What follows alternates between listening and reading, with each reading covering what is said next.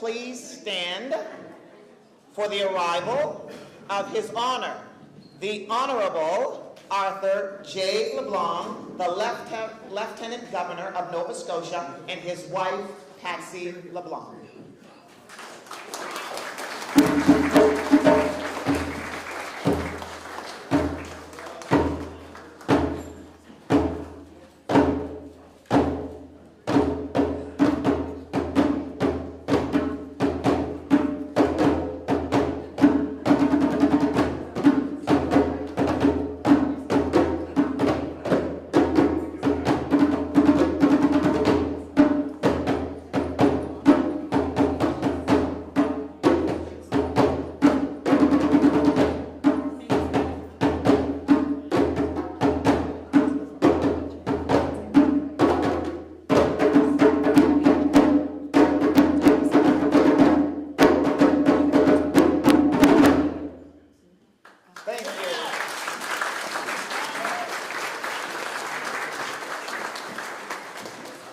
Please remain standing. We're going to have 2 songs by Connie Cromwell. You could come take the stage, please, and remain standing for her songs, please. Thank you.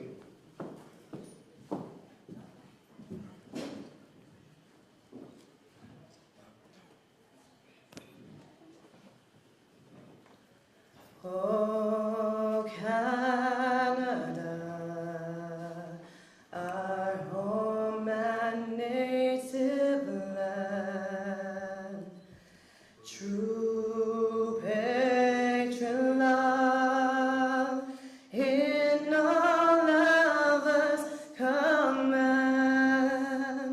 With glowing hearts we see thee rise, the true north, strong and free.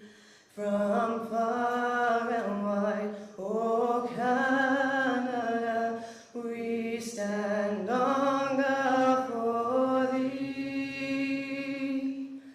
God keep our land glorious and free. Oh, Canada, we stand on guard for thee. Oh, Canada, we stand on guard for thee.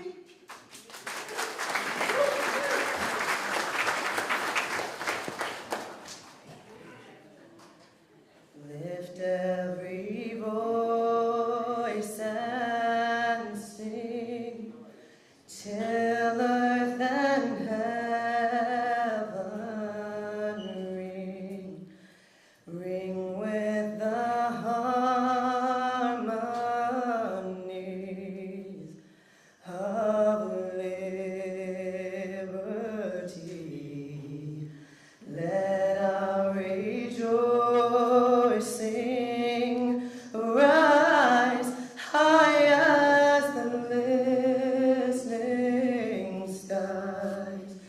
Let it resound loud as the rolling sea. Sing a song full of the faith that the dark past has taught us. Sing a song full of the hope that the present has brought us, facing the rising sun of a new day begun.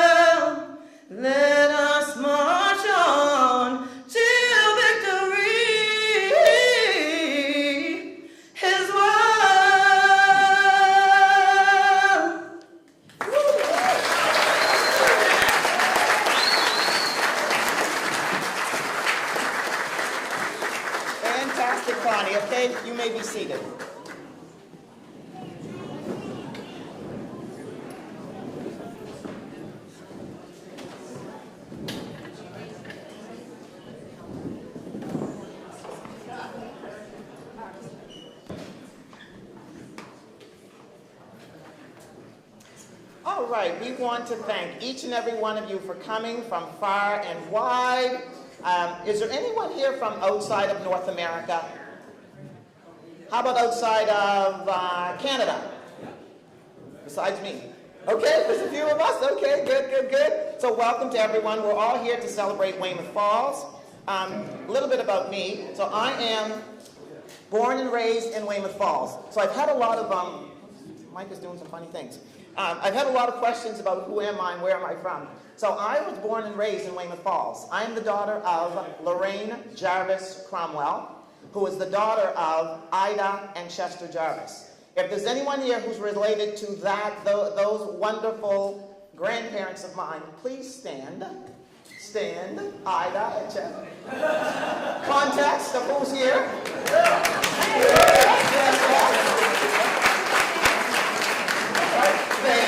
Thank you.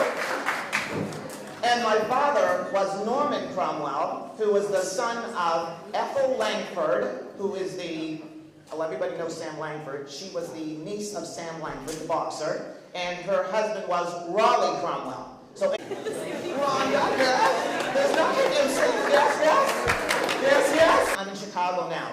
So I went to Nova Scotia Teachers College, inspired by my teacher, Wayne Boudreau. As everyone probably knows, Weymouth Falls is a wonderful community. We are a rich in spirit community. In Vincent, I moved into Ottawa while I was a teacher.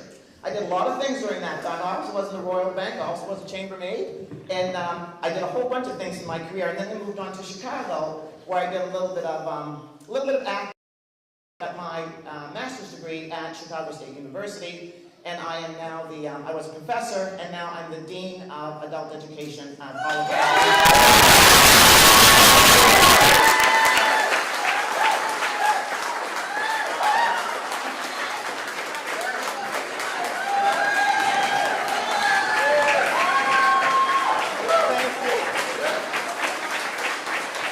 Thank you. I'm going to the ugly cry in a minute. Thank you. That's very kind of you, and I have to say to you, so my grandfather was Chester Jarvis. My grandfather was the one who helped raise me. He wanted one of his children to be a teacher, because some of his brothers had people in the family who were teachers. He wanted my mother to be a teacher. Life didn't happen that way for her, so I became the teacher. So when I say that, thank you for standing, because I'm so proud that my grandfather would be happy to see me here today.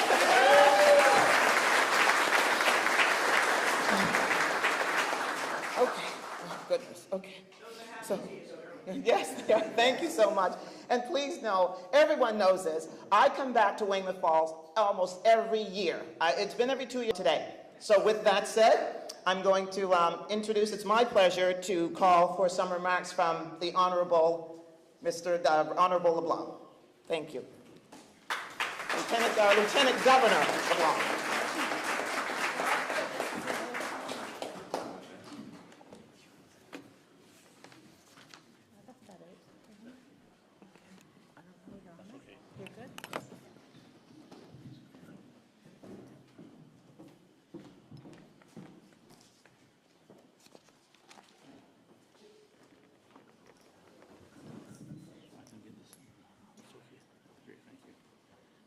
Minister Balser, Mr. Provo, distinguished guests, ladies, gentlemen, and friends.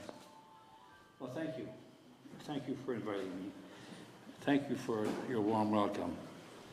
I am indeed delighted and thrilled to be with you this afternoon in Weymouth Falls on this very special afternoon.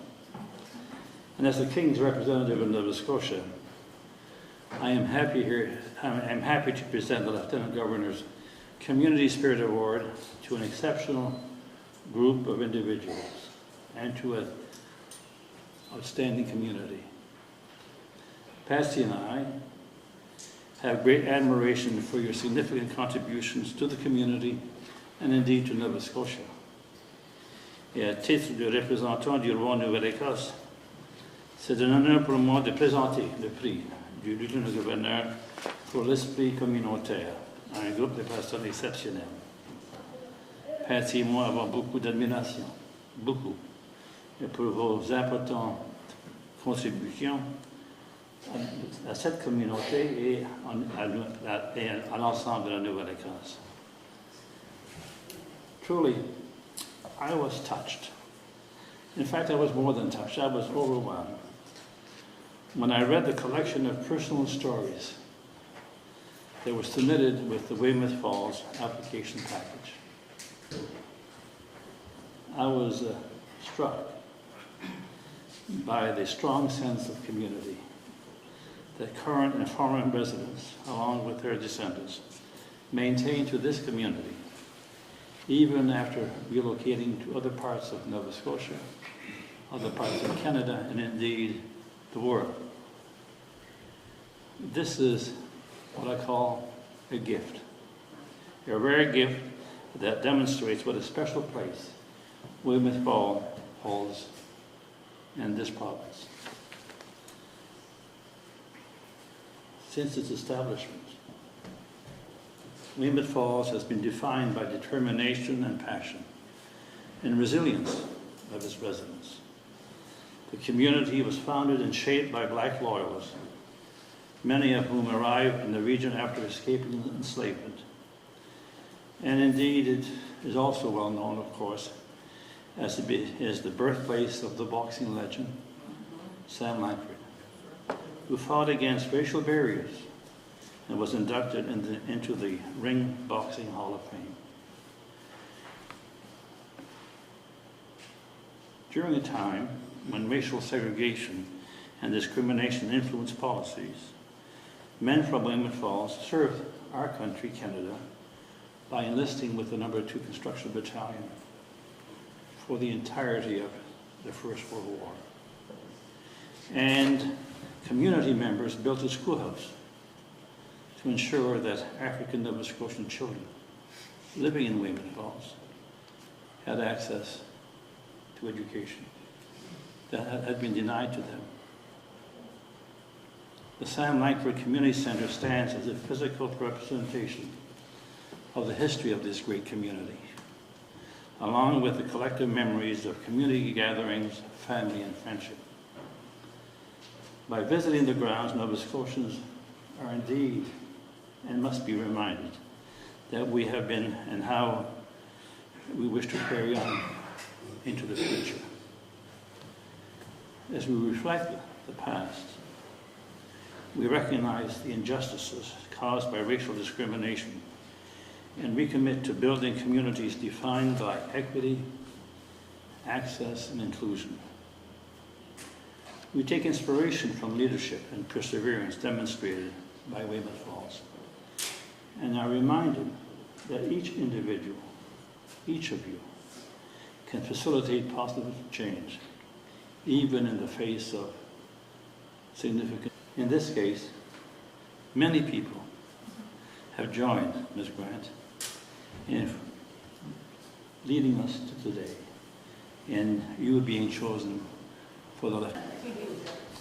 Over 50 years ago, a brother to President John F. Kennedy, who was seeking the Democratic nomination to be in the presidential. He said this previous to the election, when he was in a speech that he made to black South African students, sweep down the mightiest wall of oppression and resistance.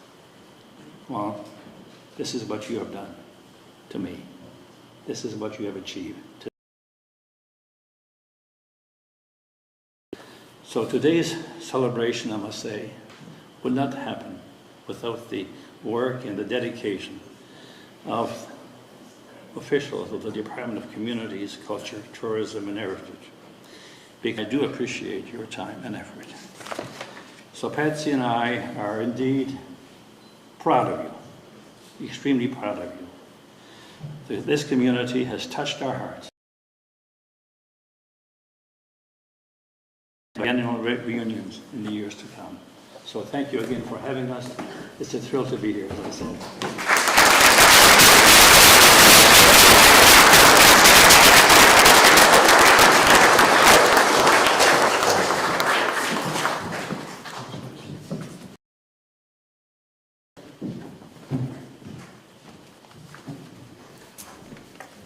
Thank you, Lieutenant Governor. Carter. Those were wonderful words, and thank you. We are a great community. We really appreciate you acknowledging that and for being here with us. So thank you so much. Thank you.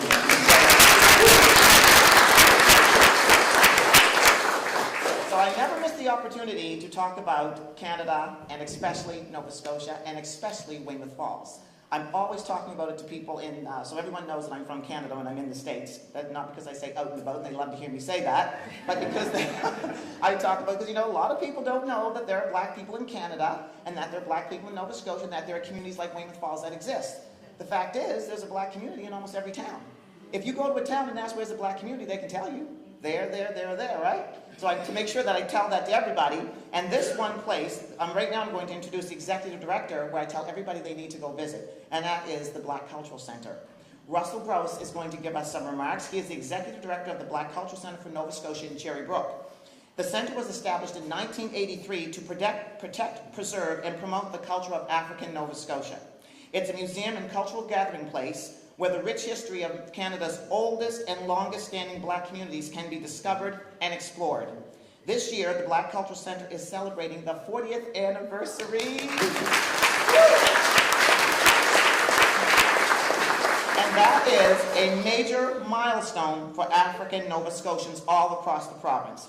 So please join me in welcoming Mr. Russell Gross.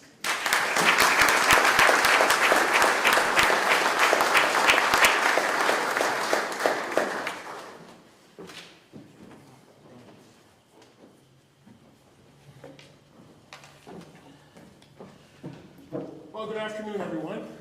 Good afternoon. Greetings, Your Honors, ADM Provost, MLA, Dr. Bishop. I'm honored to join you today for this special occasion, the Lieutenant Governor's Community Spirit Award.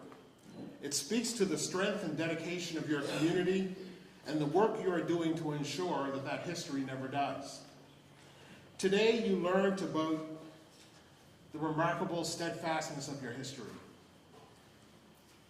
that began with the arrival of the Black Loyalists, that forever changed this province. We know that Nova Scotia has a rich and vibrant Black history with communities that have existed for well over 400 years. Nova Scotia holds the proud designation of being the genesis of Black communities in Canada and continues to be the home to multi-generational Black communities that continue to thrive, like here in Weymouth Falls. Today we celebrate the history and endurance of this once vibrant community on the banks of the Sissebu River. The legacy of Sam Langford, who never lost sight of being the very best he could despite the odds.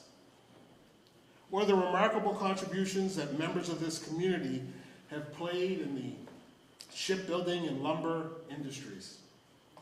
We also can't forget the large number of community members that fought for the right to serve in the First World War and became members of No. 2 Construction Battalion. Some members of this community paid the ultimate sacrifice, joined the war, and didn't return home. We remember them today as well. This community truly has a spirit that I'm proud to see thriving today. As you work to keep the legacy of your ancestors alive and the memories and history shared is passed along from generation to generation. It's also beautiful to see that the younger generation is engaged in remembering the past. We must support them to keep this legacy going. Although today is about the community spirit of this historic community, it's also about the wonderful and passionate people who have roots in this community. Today, we celebrate them too, all of you in the room.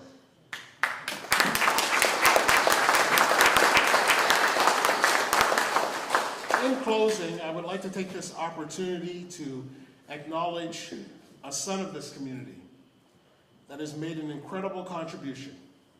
As mentioned, this year marks the Black Cultural Center for Nova Scotia's 40th year of operations.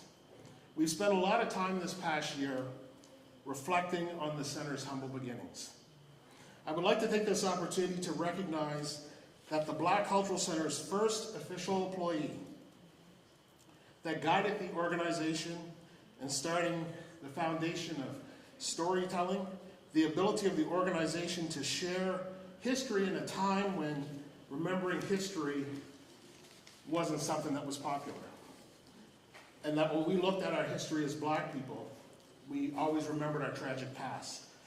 But today that heritage is widely accepted, widely known, and we can be proud of it. And that's none other than Dr. Henry Bishop.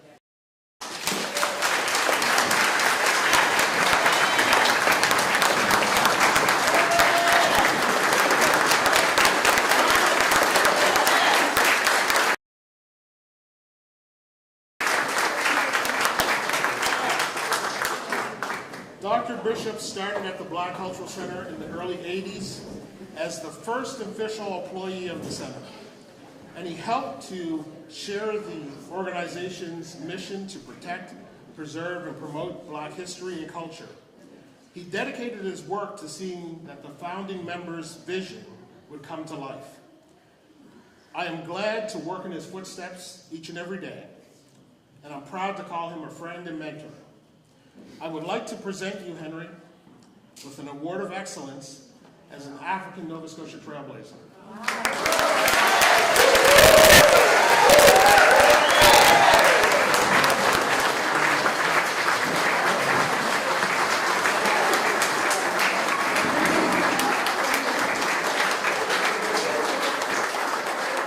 The award reads, Award of Excellence, African Nova Scotia Trailblazer. Proudly presented to Dr. Henry V. Bishop in commemoration of your service and dedication to the humble beginnings of the Black Cultural Center for Nova Scotia over 40 years ago, which helped to change the awareness of Black culture and heritage in Nova Scotia on the occasion of our 40th anniversary.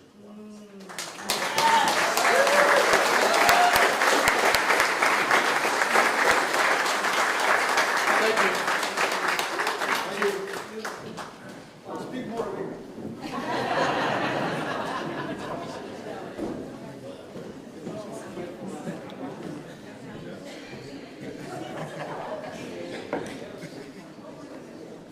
Congratulations, Dr. Henry Bishop. I've never missed the opportunity to say that my cousin was the first director of the Black Cultural Center. You're known around the world. African Nova Scotian Affairs actually works with government, communities, and partners to help provide services and programs for the African Nova Scotian community. They work within the community to keep African Nova Scotians informed and support activities that bring African Nova Scotians together to network, share ideas, and identify opportunities for development and growth. So please help me in welcoming our Associate Deputy Minister of Nova Scotian Affairs, Mr. Dwayne Prevost.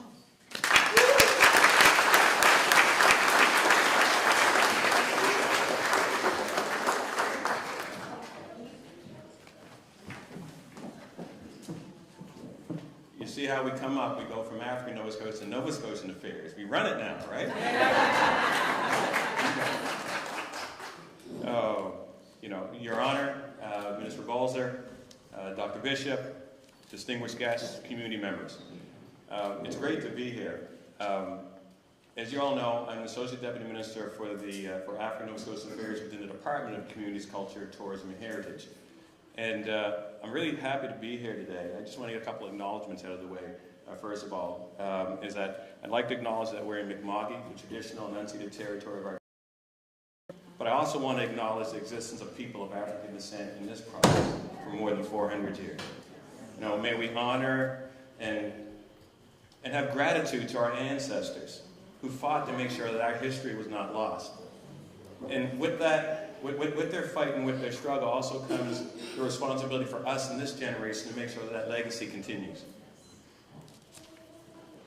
I'm so pleased to be here today to honor the community of Weymouth Falls and its residents.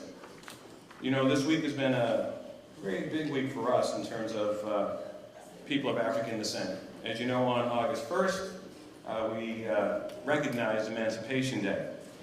During our Emancipation Day ceremony, Senator Dr. Wanda Thomas Grenard said a couple things that were quite interesting, and I wanted to just repeat them here today.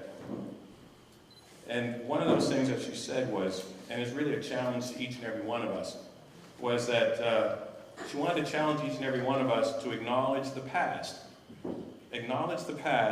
with intentional action now. And when you really think about that, it's extremely significant because we can all play a role in that. And she also said, and also take the necessary steps within our own capacity, because we all have varied capacity, to bring, that's okay, to bring the right people together and do what we can to actually fill that gap.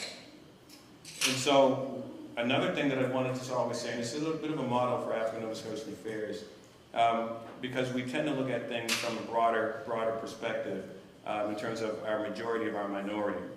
And as individuals, we sometimes can look at things a certain way. So we look at it a little bit like this. So sometimes what you do for yourself has potential to last a lifetime, but what you do for your community impacts generations to come. And that's what's important to us as we move forward. You know, my comms team isn't here today, and they'd be all over me because I'm probably all over the script here, but I wanted to say a couple things about Dr. Bishop. And you know, I concur with what Russell had said, and he truly deserves that award. I was fortunate enough to work at the Black Cultural Center, Russell and I together, right, with Dr. Bishop, and learned quite a bit. And really, that's where I learned even about this beautiful place here in Weymouth Falls. And with that being said, you know, I think it's important in our community that we take the time to recognize the people who contribute. The real champions in our communities aren't always the ones that get the credit. It's the ones that, you know, maybe your bus driver, might be the person that works the Sunday school every week, the person who helps to, you know, shed a little bit of love to a senior in the community by bringing them a little something every once in a while, or organize a community event. We have that responsibility. That's our community. That's who we are.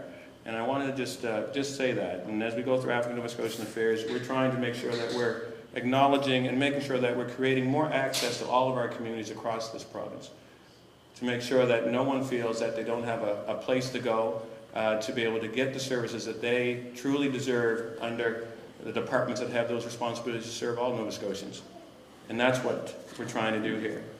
Now, I'll please my comms teams and go back to my remarks. Weymouth Falls is an integral part of our African Nova Scotian communities. It's one of our more than 50+ historic Black communities across this province, and it continues to thrive until this day. I remember when I was executive director at the Black Cultural Center, or no, I wasn't executive director, that was just Mr. Bishop, Dr. Bishop, but executive director at the Black Educators Association. And we used to run our programs and making sure that Weymouth Falls has individual program here for our cultural academic enrichment programs. We did that for many years, and so been able to impact a lot of the kids here in this community. And we had a lot of help from a lot of volunteers in the community who sat on the education committees over the course of those years. And you know, I want to give you a gratitude of thanks for what you've done as well, because this award really is a reflection of each and every one of you and what you've contributed to this community, and also to our province. You know, Weymouth Falls is a community of determination, of heart, and as the Lieutenant Governor said, of resilience. It's a community that knows where it came from, and one that knows what it's been through. You know, it's no surprise that today's award coincides with the 2023 Weymouth Falls Homecoming celebration. It's a day to celebrate this community's history as well as its legacy. It's especially important this year as this is the first homecoming since I think 2018, as COVID has interrupted the previous events that were scheduled. But even if that was the case, we still know that Weymouth Falls endures, and today we're together as we celebrate that endurance. Now, we cannot tell the story or the history of African Nova Scotian communities without telling the story of Weymouth Falls. So many remarkable African Nova Scotians are proud to call Weymouth Falls home, as you heard earlier with Ms. Cromwell. When we think about Weymouth Falls, I think of Catherine Jarvis, who settled here in 1782. Arriving in Nova Scotia from the United States, she lived until she was 110 years old. becoming possibly one of the longest surviving loyalists from that voyage. It was her great-great-great-granddaughter, Shakira Grant, who submitted Weymouth Falls for this award this year. And stand up, stand up.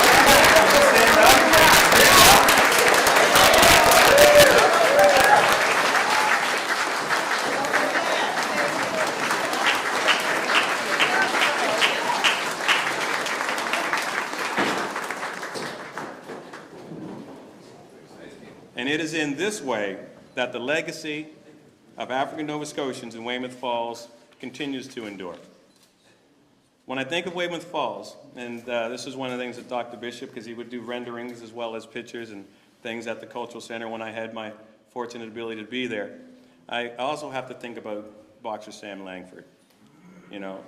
And in my remarks it says Sam, but we know in our historic black community we don't do that. We have a lot of respect. Mr. Langford was an internationally known boxer, as you all know, winning matches across the world and throughout Europe, which at that time you can only just imagine what he had to endure, not just in the boxing ring, but outside of it, just to be there.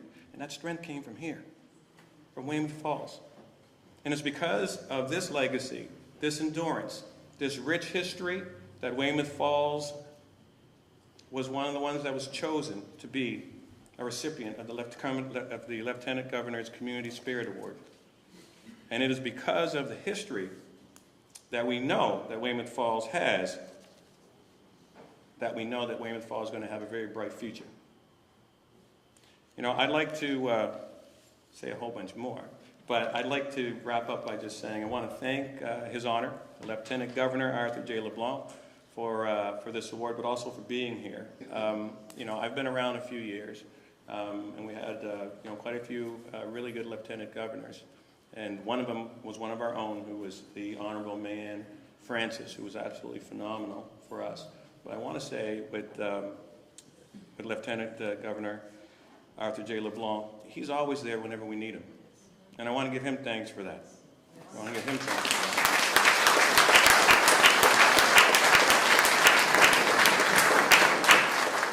And of course, congratulations to the community of Weymouth Falls, to all of you who truly made this possible. You made it possible so that Shakira could submit an application that would be able to highlight the tremendous work and the tremendous people that live here.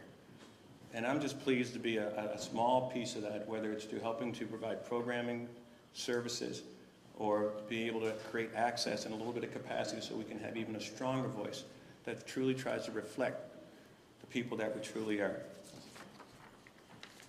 And with that, I conclude the day and look forward to meeting each and every one of you through the course of the day, and even popping down and enjoying a little bit of the reunion if possible. So thank you. God bless.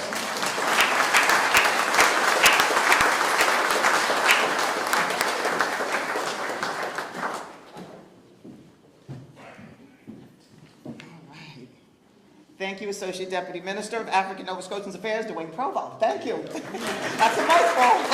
I'll get it. Okay, so the next person who's going to share some remarks with us is the Honorable Jill Balser. She was first elected to the Nova Scotia House of Assembly as MLA for the Digby-Annapolis in 2021. She is the first female to ever be elected in this riding.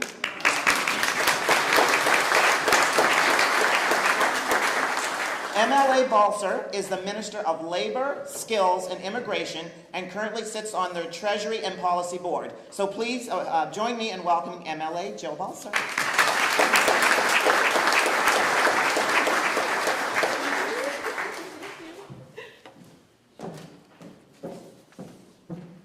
Well, hello, everyone.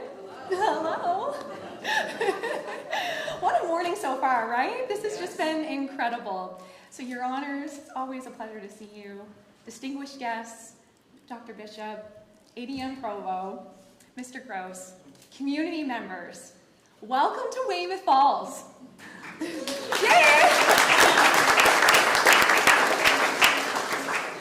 I too would also like to begin by acknowledging that we are in Mi'kma'ki, the traditional territory of the Mi'kmaq people. And I too also want to acknowledge the existence of peoples of African descent in Nova Scotia for over 400 years. As we all know, people of African descent settled in 52 historic communities across the province. And right here in Digby County, we have the historic, vibrant, and distinct communities of Jordantown, Acaciaville, Conway, Southville, Danvers, and Hassett. But today, we celebrate Weymouth Falls.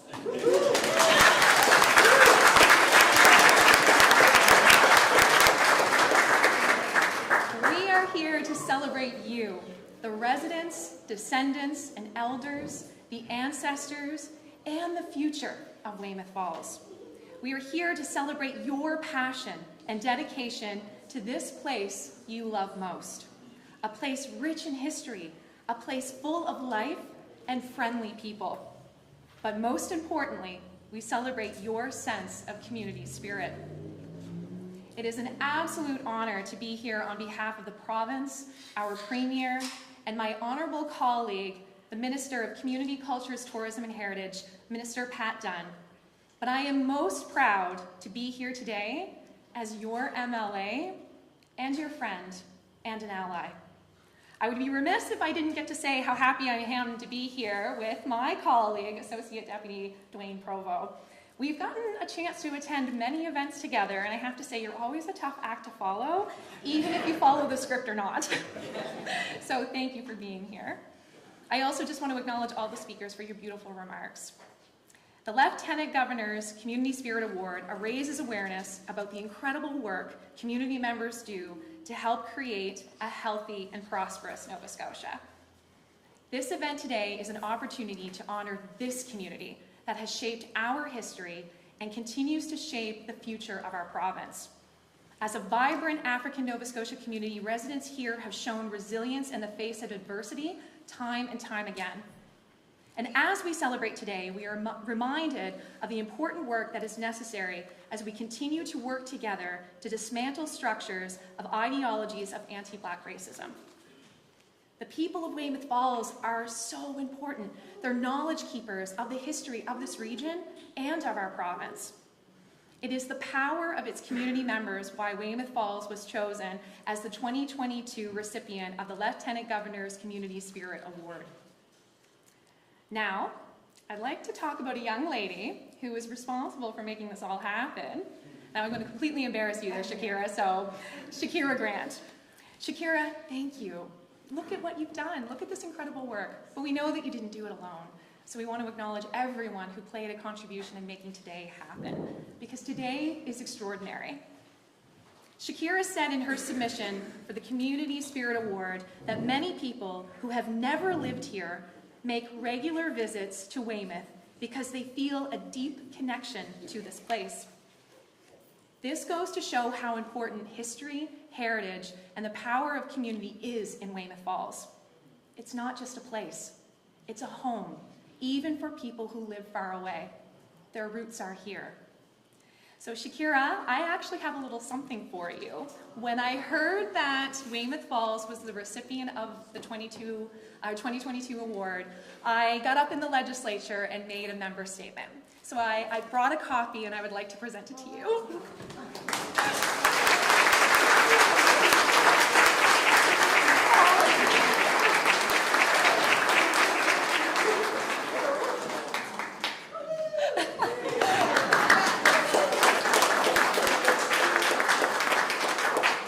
To it for you for this special day. I told you I was going to embarrass you, so there you go. I also want to thank the Office of African Nova Scotian Affairs for their ongoing support, because more communities like Weymouth Falls deserve this type of recognition. I would also like to thank His Honor for the continuing efforts to pay tribute to Nova Scotia's exceptional and extraordinary communities. This is the first time a historic African Nova Scotia community has been chosen for this award. Yes.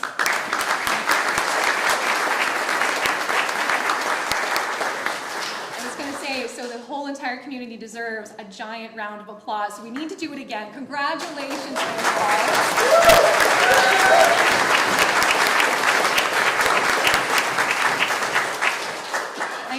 share by getting to know the amazing people who live here, hearing your stories, and learning more and more about you and your family members over the course of the last 2 years has given me a much deeper appreciation for and an understanding of the beautiful community of Weymouth Falls.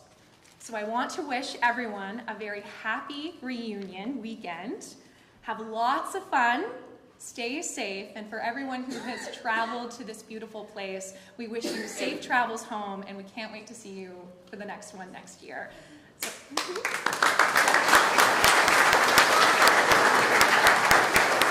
thank you everyone for the invitation to be here and to celebrate with all of you today. It is a real honor and a true pleasure, so thank you very much.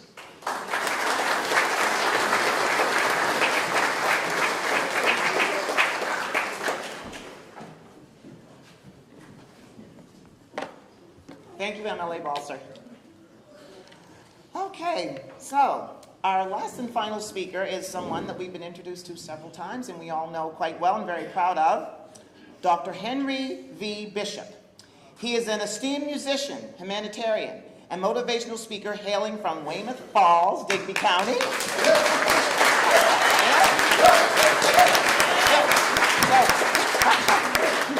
I thought I knew a lot about my cousin Henry, but I did not. And if you want to just count how many things I read off about what the accomplishments this man has made, it's quite remarkable. He graduated from NASCA with a PhD in fine arts and a degree in design. He also studied at Dalhousie University, where he received a degree in child psychology.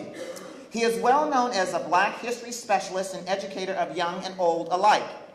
Dr. Bishop is a direct descendant of both Loyalists and Barbado-Caribbean migrants.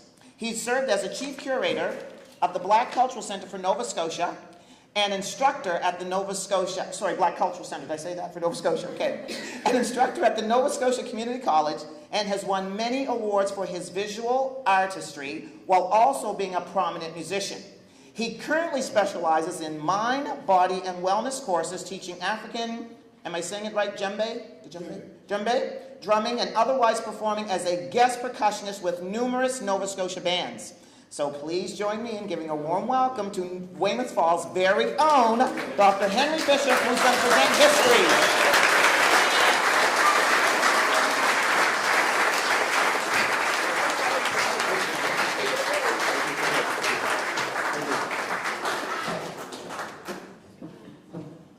Wow, it's good to be home. I'm home, folks. It's good, all the time. It's a real pleasure to be here, and I'm so humbled by the accolades. Sometimes you do stuff and you think, well, nobody's going to pay attention to me, but everything comes for those that wait, and God knows that I waited long enough for this. This is great to have this opportunity, and I just want to congratulate the community. Thank you so much for inviting me. I'm truly honored and really, really humbled by the fact that I'm going to be your speaker for this morning in the afternoon. Family, allies, organizers, special guests, my people, praise God.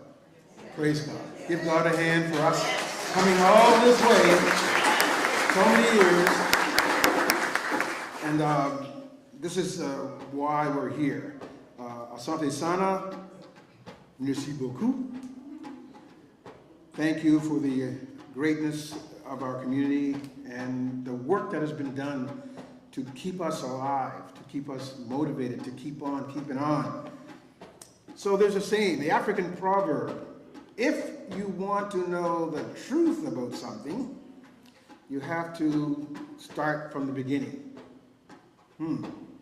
If you want to know how the drum is to be played, you have to listen to the drumming.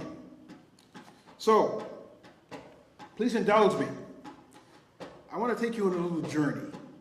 Now, this journey, it's not going to take that long. They don't give me much time. They give me 10 minutes. So I said, well, okay, it's a long time for a short history, long history for a short time.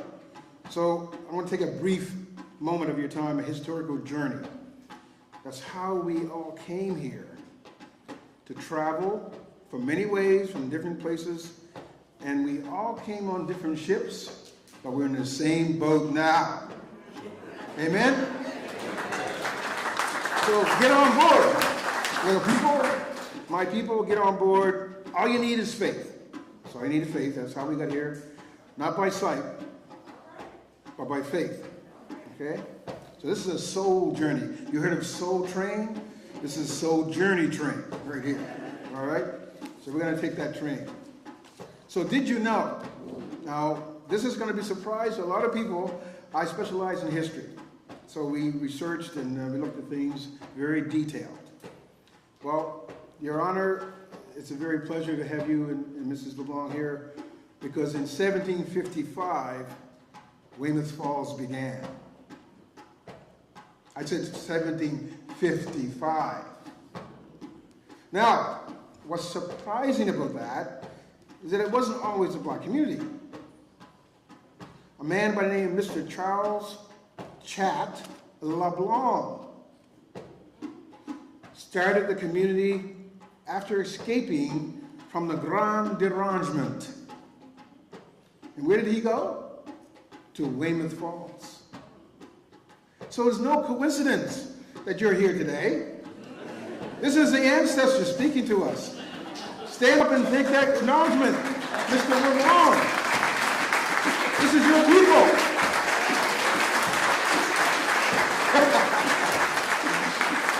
You're here because you're supposed to be here. And so that's miraculous to me. And the expulsion of the Acadians in 1755 was a devastating aspect to Nova Scotia's history, Acadie's history. And what's surprising as I researched more and more, this Mr. LeBlanc came from Annapolis Royal. And he migrated here. It was Port Royal at that time. So escaping to me was like equivalent to the Maroons of Jamaica. They came from Jamaica, ended up here in the 1765 period, and then they were also involved with so much history in Citadel Hill and Halifax. But the Acadians were the ones that started the communities in these other areas. And your ancestor was one of those. 5 years later, however, we had Weymouth Bridge started in 1760. Now, 1760 is when the New England planters arrived in Nova Scotia or in Canada. And when we say planters, we don't mean somebody that farmed. We mean someone that stayed. They were planted here to take up the space left by the exiled Acadians. Well, it became a fish and lumber establishment. Shipbuilding was very big in Weymouth. The Siskiyou River into St. Mary's Bay, into the Bay of Fundy, was well known for its codfish.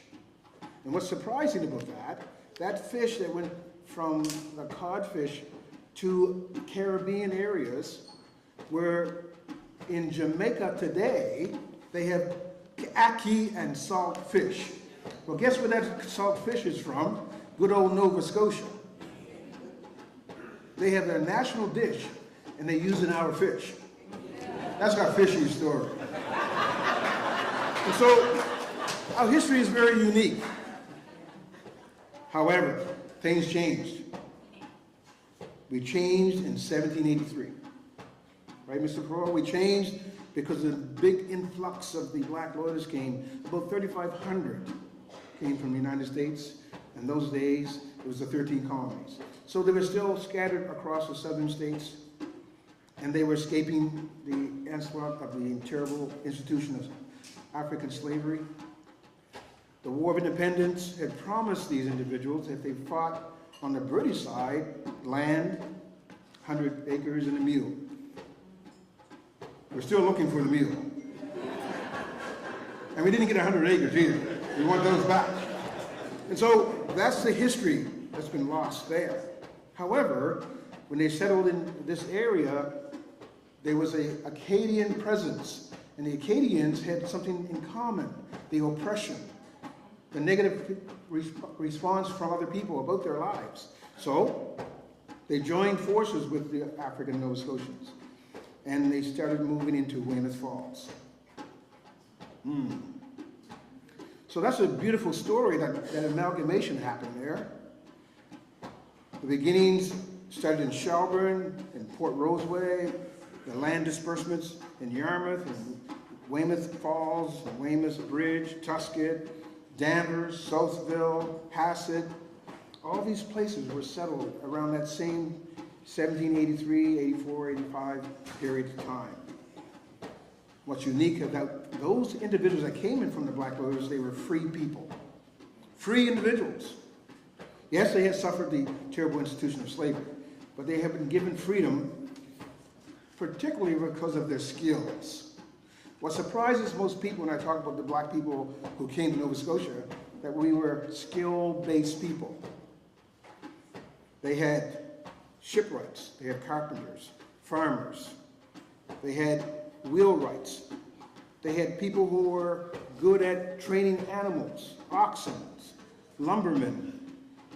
One of the biggest products of the black people that came to Nova Scotia was the whale industry.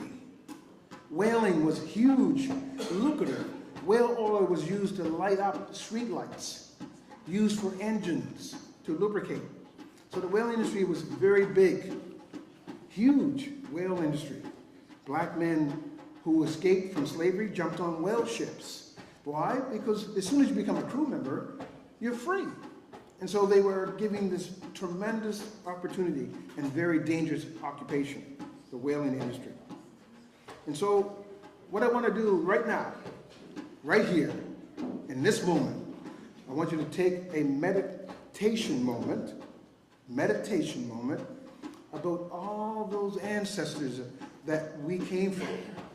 We stand on their backs of all those people that paved the way for us. I want you to just close your eyes, take a deep breath, and think about how blessed we are to be here from all our ancestors who lost their lives, who gave up their lives, who sacrificed their lives, who made so much difference in our lives. Think about that and listen to the drum, the heartbeat of our ancestors, the heartbeat that gave us the strength, the resilience, the perseverance, the steadfastness to keep on keeping on.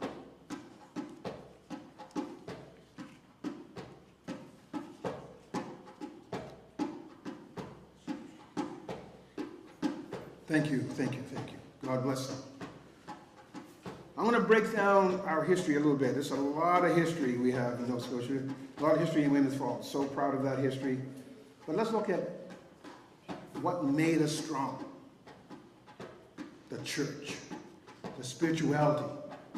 In every black community, one of the first things that they were building when they reached those communities to settle was what? The church. The foundation, the bedrock. And so, what's surprising about Weymouth Falls, it wasn't the African Baptist Church, it wasn't the Anglican, St. Matthew's, it was St. Joseph's, Roman Catholic Church. If you go up Weymouth Falls Road, you can see that church is still there. That was the first church, Roman Catholic. Black people went there. And so it was history of those individuals that went and settled in those areas and migrated into other areas. And as the Loyalists migrated, they brought in other religions. Well, of course, we know about the Baptists, the Methodists, and they were part of that as well. And so those individuals who formed a church were strong, determined to base their idea on God's way, the right way. And in the early 1775, we had the St. Joseph's Church. A few years later, well, we had the Anglican Church, St. Matthew's Church, actually in 1921. And then we had the Baptist Church much later, around 1831, about 10 years later.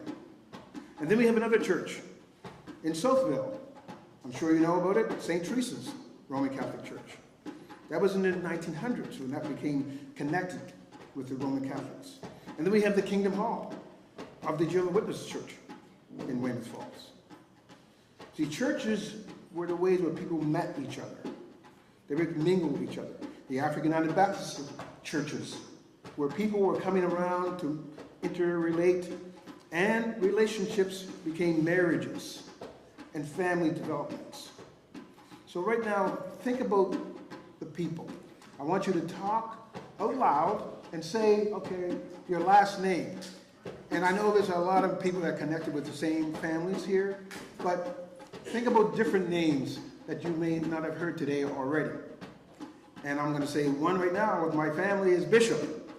So please indulge me and say the name out loud and be proud of who your ancestors were too.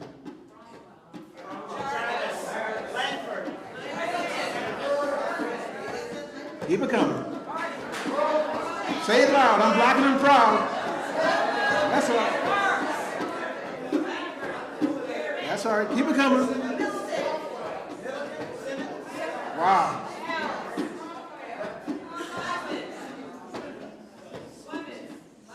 Come on, we got more than that. There we go. Beautiful. Give yourself a round of applause. This is God's way of telling us. We are amazing. We are amazing. All those dots are connecting right here, right now. It's incredible. And we're part of that moment. We're part of it right here. So we are truly blessed. Don't ever say we're not blessed. We have made so many strides. Yes, we have a long way to go. We know about racism every day. Discrimination every day. Prejudice every day. But we must get an education. Education. I have to acknowledge our young sister here, Shakira Grant. Education. Education. Education. So, stay in school, young people. Don't be a fool. Stay in school. They can't take that from you. Right? And so, I really believe that we've made a great difference. Our ancestors were in the number 2 construction battalion. My uncles, great uncles and things were in that. One of my brothers is named after Arthur Benson Cromwell. And everybody knows Ben. Ben, are you in the audience? Way over there. Hey, Ben. So Ben's named after a great uncle of ours, Arthur Benson, who lost his life overseas in France during the First World War, and he was only 17 years old. Never came home. My mom used to cry about the loss of Arthur Benson, Uncle Benson, she would say. But we have the legacy, still continues, and Benson is here today. So thank you, Ben. Give him a round of applause for being Ben.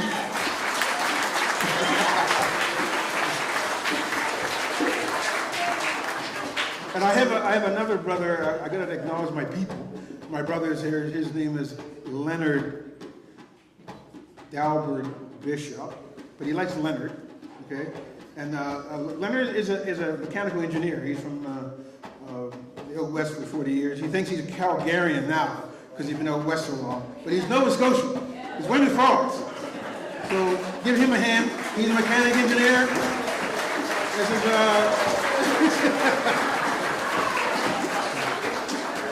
They said I better acknowledge them or they will beat me when I get home. Right? No, not really. They're great brothers. They're my big brothers. So I'm inspired by them. I'm the youngest of 14 children, for those who don't know. Yeah, Papa was a Rolling Stone. I know. Okay. So, this is history. Big families. I grew up on a farm. We worked hard, right? Work ethic, So that made me inspired. My mother lived to be 98. Mommy Bishop. Give Mom a hand. Come on. Her spirit's here. We all know Mom. Right?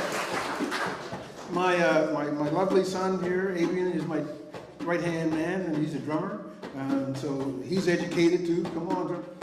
That's it. That's it. DJ, amazing. And my other son is Luke. Is Luke here? Did Luke show up? As usual. So Luke is named after me, Henry Luke Bishop. So he's DJ Rewind. So he'll be around tonight, I'm sure. He's a night owl. So that's good. So my family is very, very much my being who I am. And my dad, Barry Bishop, was from Barbados, from St. James Parish. And he was a sailor, very much part of the whole experience of the ship industry at that time. But I want to mention one person that I'm sure you all heard of. You know, he's a great individual in our community, and I'm happy that we heard other names as well. But the great Sam Langford. Hold your hand if you're related to Sam Langford. A lot of Langfords in the house. Okay. The Baptist Church was began by a Reverend Langford, by those who don't know. But Sam Langford was a tremendous athlete. And I just want to point a few things out to you that you may know or you may not know about him. Number one, he was the only boxer who was considered a champion of all time that didn't win the heavyweight champion crown. Now, he won other crowns in Mexico and in Britain and in Canada, and he won other, great achievements. But he didn't have the U.S. heavyweight crown because of one individual. You may have heard of him, Jack Johnson. Now, Jack Johnson fought Sam around 1910. Now, Sam was about maybe 20 years old. Jack was like mid-20s. Jack was like 200 pounds. Sam was like 165. They had a 15-round fight. They both knocked each other down, as the story goes. And then Jack said, "I'm hungry. I want to go home and get something to eat. We'll see you next week." But that's a true story. Now, what does that mean? That Jack Johnson was getting his butt kicked, right? So he said he would never fight Sam Langford again once he won the heavyweight title. He said, I'm not gonna say it, but he said, "I'm not gonna fight that beep," you can fill in the blank, again. Well, Sam was also a holder of a record. I didn't even know until I researched it. He had 138 knockouts all time. Nobody has ever done that. 138 knockouts in his career. Come on now.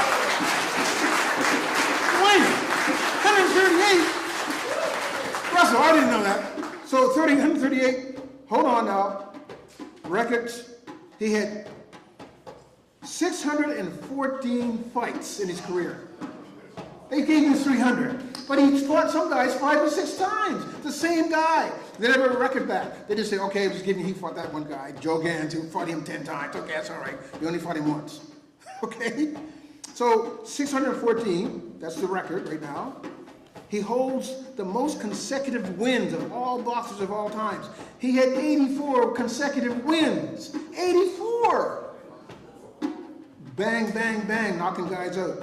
One of his greatest lines was, "Excuse me, gentlemen, I have to go and catch a train, so there were no planes in those days, catch a train, so I have to leave now."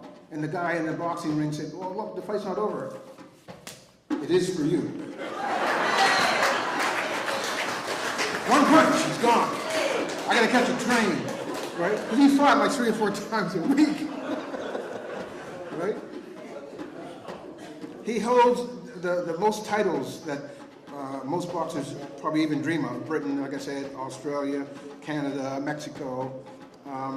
He's recognized in 1955 as the Boxing Hall of Fame in Canada. Historic Sites and Monuments Board in 1987. I was at Weymouth Falls to witness that. Only boxer to fight blind in one eye for 5 years, blind in both eyes for 2 years, and won fights. He won the Mexican Championship, totally blind. Come on now. We got some powerful people up in here. So that history is so rich, but we don't hear about that history. Why there's not a movie about him, right? Maybe your honors can help us with that. So this is history that we have to know about, right? So in 2020, you may know this, may not, the WBC, the World Boxing Commission in the United States, recognized Sam Langford as the unofficial, unrecognized, but noted heavyweight champion of the world in 2020. So he got his title. He got his title. You see, our history is just continues to be written and rich every time I read more, I study more. The essence of time, we can find out more. They're digging deeper into our history and finding various aspects of the collective history. We're connected in so many ways. I'm sure their honors do not know about the LeBlanc connection with Weymouth. That's a wonderful thing. Therefore, I plead to you today to embrace the diversity of our journey. That we have so many things in common, more than our differences. We're a combination of the legacy of humanity in this community. Weymouth Falls Township, what a beautiful place to live. It's rustic, it's serene.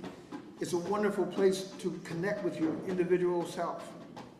Keeping in mind that our individual greatness is only solidified by how we feel about ourselves. How do you feel? Do you feel good about yourself? We came from kings and queens. Come on now. We came from kings and queens. Most people don't talk about that. We did not descend from slaves. We were enslaved, but so was a lot of other cultures. They don't go around bragging about that. So the enslavement part was just a humanity issue, right? It's a sad part of our history. It's not the only part of our history. Greatness came from Africa. We all came from Africa. We all came from the motherland. One humanity, 99.9 DNA, human genome is the same. So I want to build on that friendship, build on that partnership. We can't do it alone. We need to work together, right? We need to rebuild our Black Community Center, Sam Lanford Community Center. We need to rebuild that. Come on now. Stand up for that, because we need to rebuild it. Come on now. We all came from that place. No joke.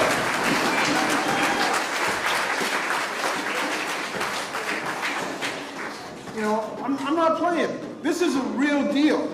You know, I grew up seeing the community center. I was there, the Youth Club. A lot of my family, you know, Enos, and we all went there. Colbert, we all went there. Steve, we all hung out there with, you know, Alfie Brighton. Like, we all did stuff out there in the community. We had a wonderful time. You know, Debbie was there. You know, like all these, you know, family connections. We all got along. We had great times in that community center, right? Had plays and stuff. Wow. We had the band, United Soul Kingdom. What? See, United Soul Kingdom. What? Wow. That was a good band.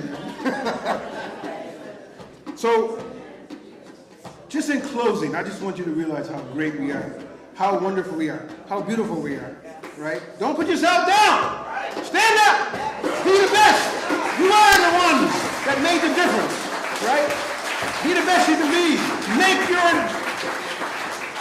Make your mark, like Shakira, in history. All right? Amen, Otep. So continue to be blessed. One love, Bob Marley. Thank you. God bless. Peace.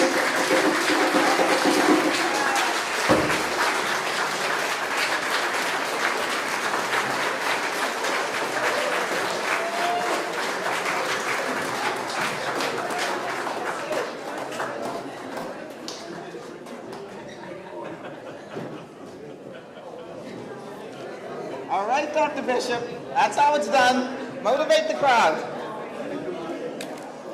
Okay.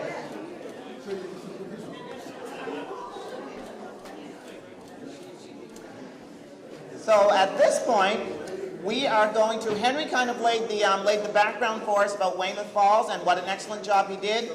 We've got a lot of talent in our community, and I'm going to continue, obviously, championing this the revisiting of rebuilding our community center It's my passion, and I'm going to get it done. And there's people in this room who I know can help do it, and I'll be calling on you, and I'm not shy to ask for help, okay? Hey, there they are. Put up your hands. There's a lot of people who can help. And it's not just the money that we need, wink, wink, wink for everybody in the room, but we also need the passion, and we need the spirit of us to bring it back here, because if we don't do it for ourselves, who's going to do it? So it's us. Okay. All right, so thank you so much. At this point, we're going to ask the Lieutenant Governor to please come present the award. And the award's going to be received by our Miss Juanita Peters Sr.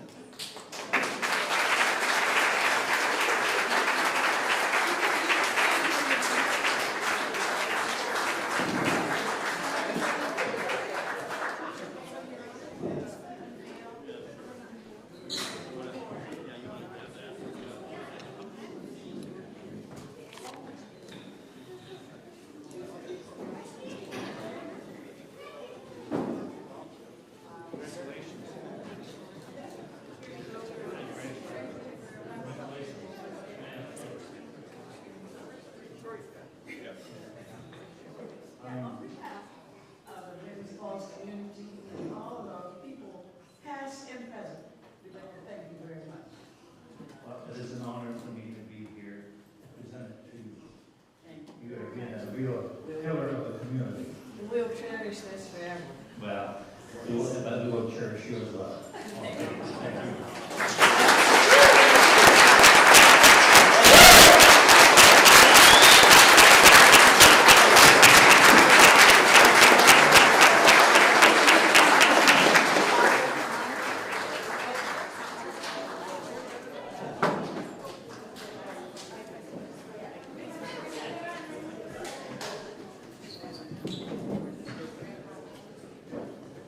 And that, everyone, was our Miss Juanita Senior Peters, who we all love and adore in our community. She's one of the kindest, most gentlest people I've ever met. She's knew me since a baby. We lived across the street from one another.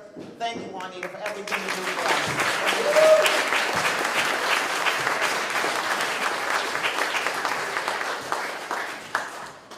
us. Okay, this brings us to the end of our award show. So it's not just we have a little ceremony that we're going to talk to you about at the end, but we just want to give up right now. Just talk about the thank yous for people who really made this possible, and we thank you from the bottom of our heart. Thank you to His Honor and Her Honor, Lieutenant LeBlanc and his wife. Thank you, Lieutenant. MLA Jill Balser, Dwayne Provo, Russell Gross, Adrian and Henry Bishop, and Juanita Peters Sr. Thank you so much. And the Planning Committee, we want to say thank you so much to, some of you know her as Juanita Jr., we know her as Junie. So to Junie Peters, thank you, Junie, for hosting. So June actually she hosted our honor and helping make this event a huge success, so thank you so much, June. The Langford Heritage Community Council for organizing the reunion. The Weymouth Legion for allowing us to use the space for this ceremony. Stacy Grant, the mother of Shakira, for organizing the refreshments and cake we're going to enjoy this afternoon, and we already have enjoyed. And for turning the tides, for providing support throughout the planning of the ceremony, and also the Black Cultural Center. Thank you all.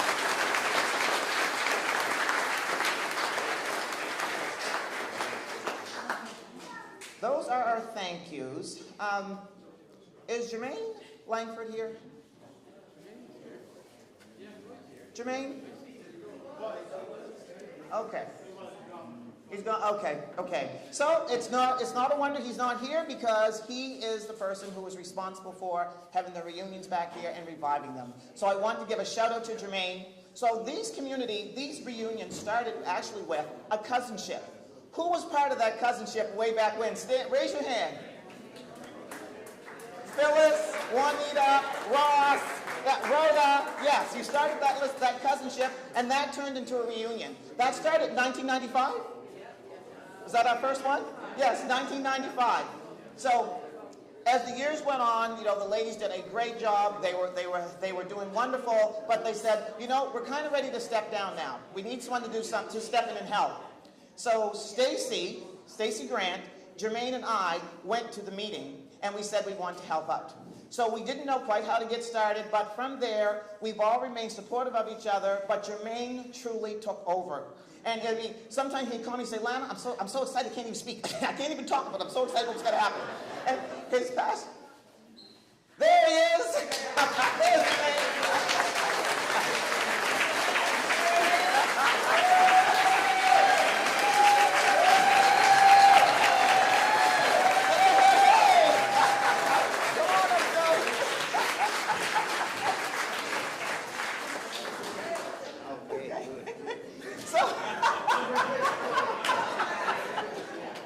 So he has a wonderful sense of humor, by the way. I said, I'm giving you a show. He said, okay, yeah, geez, okay, good. So he and I and Stacy went to that meeting, but this young man's passion for our community is unbelievable. He will take his last dime to make sure that the kids get the bouncy castle, his determination, and his passion. I wrote down some words about it because I said, I'll go going on and on. He has an undeniable passion and determination. He's got a spirit of his beloved Weymouth Falls that is just uncomparable. And his excitement is palpable. He's talking so fast, sometimes I gotta say, Jermaine, you gotta calm down. I can't get it all because he's so excited about it. Everything you see when you visit the community center today, and I hope you're all gonna go see it, everything you see done there is because of Jermaine's idea or something that he spearheaded. So please, give him a shout out when you can today. Give him a hug because he really does put a lot of effort out into this.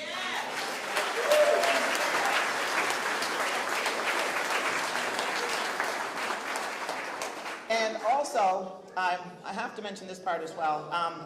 When you see the physical part of the back part of the center was actually full of brush and shrubs and trees and all kinds of things.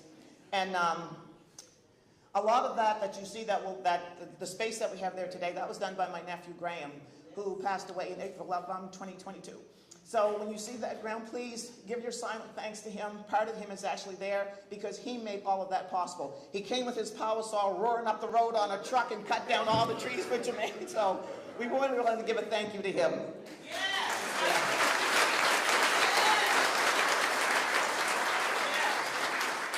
So with that said, a lot of people say to me, Lana, how can you go talk in front of people and, get out there and talk in front of everybody? My sister Debbie says that to me. My sister Marcella says that to me, who are both here. My niece Judy, thank you for coming and supporting. How do I do it? I do it because I feel I have to. Someone has to do it. But I'm willing to do it because I lost two brothers very young. I lost Kevin at 22 to a car accident. I lost Graham Graham was actually murdered in 1985. And we lost little Graham last year. So I am living for them. So when I'm standing up here speaking, it's not because Lana wants to be up there speaking, it's because I'm living for them and I feel I have to. This is not my passion, but it's what I do for our community to make it happen. So I just want everybody to know that.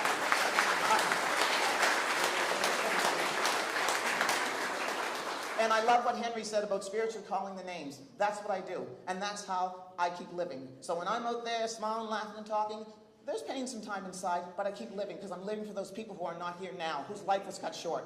And that's why I'm up here speaking now. It's not an easy thing to do, and I've got to give a shout out to, my biggest champion in this world is probably, I would say it's my sister Shelley. You probably don't know Shelley. She doesn't come home very often, but she's a military person. And like they say in the streets, if you don't know her, you better ask somebody. Look up her name. She won the Commandant Shield. She's military. She's female. She's about this big. She won every award there was in the military. No one knows that much. Thank you, Pat. Thank you. But she is my champion. She will write me and tell me how much she loves me, how proud she is of me, and it really makes me feel so wonderful to have her there for me all the time. She's always in my camp no matter what. Right or wrong, she's always there. Everybody in here doesn't always get a shout out. So I'm related to a lot of people here. I got a lot of cousins. Where are you, cousins? Stand up, cousins, to be acknowledged. My Carlos and Jarvis' sisters, stand up. Debbie, Marcella, Rhonda, stand up, everybody. There they are. I love you, Marcy. There they are, everybody. These are the people who I call to the wind beneath my wings. I love my cousins very much, and they know it, and if you don't know you're my cousin, and I know you're my cousin, I'm going to tell you my cousin. I'm going to tell you how, because I know the history. Okay. I can tell you all the relations. But the other people in my life who have been so important, we all go through times in life where you need someone to be there for you. And I have some of the best friends in the world who are here today. My good friend Sheila, we call her Chi-Chi from Detroit, is sitting right here. She wanted to come see what Lana's been talking about. We've been friends for 17 years. It's Chi-Chi.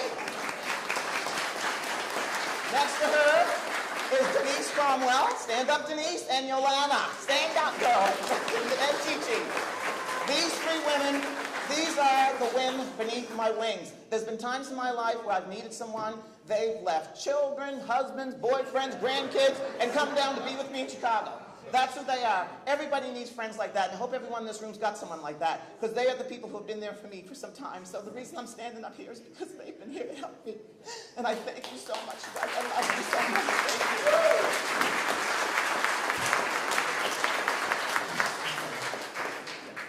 Thank you. Okay, so thank you to everybody for being here. What's a reunion without people? Thank you all for coming. This has been wonderful. Please come up to the center and have a great time with us all. The last thing I want to say, we have a post-ceremony. We're going to have a cutting of the cake, so we ask you to please stay around for that. There's also going to be a car parade. It's going to start from here and going down the falls. It's going to be led by the presenters of today's ceremony. So, how many here have got your cars? You came in a car. We expect you to be in that parade. Okay, you got to be in that parade, okay. And once you get down to the falls, hold on. Once you get down to the falls, you're invited to participate in the Open Doors event at the St. Matthew's Church. It's going to be a 15-minute tour available. I ask you all, please come to that. Juanita is actually a person who keeps that church going for us. And a lot of our ancestors are there, so please. Come down to that church. She and June will be there, okay?